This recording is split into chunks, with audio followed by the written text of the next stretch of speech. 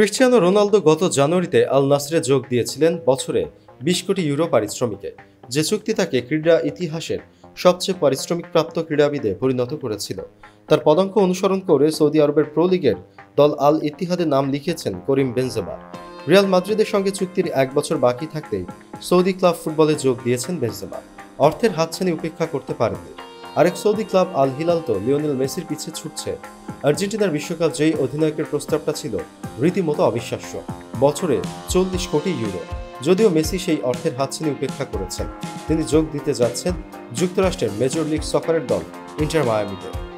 কিন্তু সৌদি ক্লাবগুলোর বিশাল অঙ্কের অর্থের হাতছানি কতজন উপেক্ষা করতে পারবেন, এটি নিয়ে প্রশ্ন আছে। শোনা যাচ্ছে ইউরোপের শীর্ষ দিকে খেলা বেশ কয়েকজন তারকা ফুটবলারকেই নাকি লক্ষ্যবস্তু বানিয়েছে সৌদি আরবের কয়েকটি ক্লাব। এই তালিকা সর্বশেষ সংযোজন ব্রাজিলিয়ান তারকা নেইমার। সৌদি আরবে খেলতে গেলেই প্রচুর টাকা, এমন একটা ধারণা তৈরি হয়েছে জনসাধারণের মধ্যে। তবে এমন ধারণা একেবারেই সত্যি নয়। যুক্তরাষ্ট্রের সংবাদ মাধ্যম দ্য অ্যাথলেটিকের খবর অনুযায়ী সৌদি প্রো লিগে পেট্রোল ডলারের ঝনঝনানি আছে ঠিকই, কিন্তু সৌদি লিগে খেলে খেলোয়াড়দের ঠিকমতো বেতন না পাওয়া, চুক্তির বরখেলাপ ইত্যাদির ঘটনাও প্রচুর আছে। অ্যাথলেটিক জানাচ্ছে ফিফার ডিসপিউট রেজুলেশন চেম্বার গত ১ বছরে সৌদি লিগ থেকে ৫০টি এমন অভিযোগ পেয়েছে। বিশ্বব্যাপী পেশাদার ফুটবলারদের সংগঠন ফিফা প্রো সৌদি লিগে খেলতে যাওয়ার ব্যাপারে ফুটবলারদের সতর্ক করে দিয়েছে। এই সংগঠনটি বিশ্বব্যাপী ৬৫,০০০ পেশাদার ফুটবলারের অধিকার নিয়ে কাজ করে। অ্যাথলেটিক সৌদি লিগে খেলা নটিংহ্যাম ফরেস্টের সাবেক ইংলিশ ফুটবলার লুইস গ্র্যাবানের পরিণতির খবর দিয়েছে।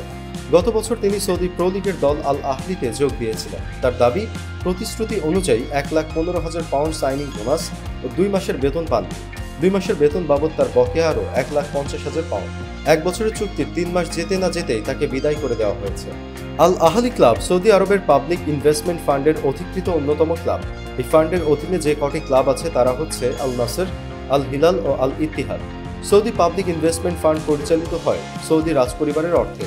এটি বর্তমানে ইংলিশ প্রিমিয়ার লিগের অন্যতম শীর্ষ ক্লাব নিউক্যাসল ইউনাইটেডেরও স্বত্বাধিকারী। আল আহলি ক্লাবের বিরুদ্ধে খেলোয়াড়দের সঙ্গে চুক্তি ভঙ্গের ৪টি অভিযোগ ফিফার কাছে আছে গত ১৮ মাসে। ক্লাবটিকে শাস্তিও দেওয়া হয়েছে। আগামী ২ বছর এই ক্লাব নতুন করে কোনো খেলোয়াড় রেজিস্ট্রেশন করতে পারবে না। আল আহলি শুধু নয়, খেলোয়াড়দের সঙ্গে চুক্তির বরখেলাপের অভিযোগ উঠেছে রোনালদোর আল নাসরের বিরুদ্ধে। গত নভেম্বরে আল নাসর বাধ্য হয়েছে ব্রাজিলিয়ান ফুটবলার পেত্রোকে $2.6 মিলিয়ন জরিমানা দিতে। ইংল্যান্ডে এ ধরনের সমস্যা সমাধানে খেলোয়াড়দের ইউনিয়ন ভূমিকা পালন করে, কিন্তু সৌদি আরবে খেলোয়াড়দের পক্ষে দাঁড়ানোর কোনো সংগঠনই নেই। সে কারণে বিশ্বব্যাপী পেশাদার ফুটবলারদের সংগঠন সৌদি আরবের বিশাল অঙ্কের প্রস্তাব পেলে ভেবেচিন্তে তা গ্রহণ করার আহ্বান জানিয়েছে।